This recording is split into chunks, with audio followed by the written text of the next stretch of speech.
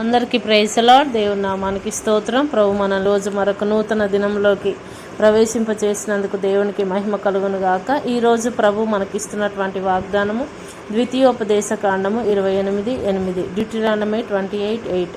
నీకు దీవెన కలుగునట్లు యెహోవా ఆజ్ఞాపించును. ఆమెన్. దేవుడు ఈరోజు మనతో చెప్తూ ఉన్నాడు.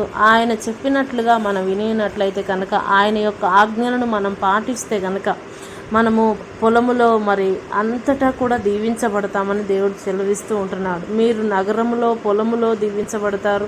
తర్వాత మీకు కలిగిన సమస్తమును కూడా నేను దీవిస్తానని దేవుడు వాగ్దానం ఇస్తూ ఉన్నాడు. కనుక ఈ వాగ్దానం మన అందరి జీవితంలో నెరవేర్చబడాలని ప్రార్థన చేసుకుందాం. స్తోత్రము నాయన, పరిశుద్ధులైన తండ్రి, నీకు వందనాలు ప్రభా. ఈరోజు మాకు ఇచ్చిన ఈ వాగ్దానం వందనాలు నాయన. ఇదిగో నేను మీకు దీవెన కలుగునట్లు ఆజ్ఞాపిస్తానన్నావు ప్రభా. అవును నాయన. అయ్యా, మేమైతే నాయన నీ ఆజ్ఞల ప్రకారము జీవించినట్లు కృప దయచేయమని ప్రార్థిస్తున్నాను. నీ మార్గములు నడుచుటకు నాయన అయ్యా మమ్మల్ని అందరినీ దీవించమని ప్రభా. మేము బయటికి వెళ్ళినప్పుడు లోపలికి వచ్చినప్పుడు దీవించమని నాయన. నీ కృపాహస్తమును నిత్యము తోడుగా ఉంచమని నాయన. ప్రయాణిస్తున్న ప్రతి బిడ్డ రాకపోకల్లో తోడే ఉండమని నాయన. అయ్యా, జన్మదినం జరుపుకుంటున్న బిడ్డలందరినీ దీవించమని నాయన. మ్యారేజ్ జరుపుకుంటున్న బిడ్డలను కూడా ఆశీర్వదించమని ప్రభా.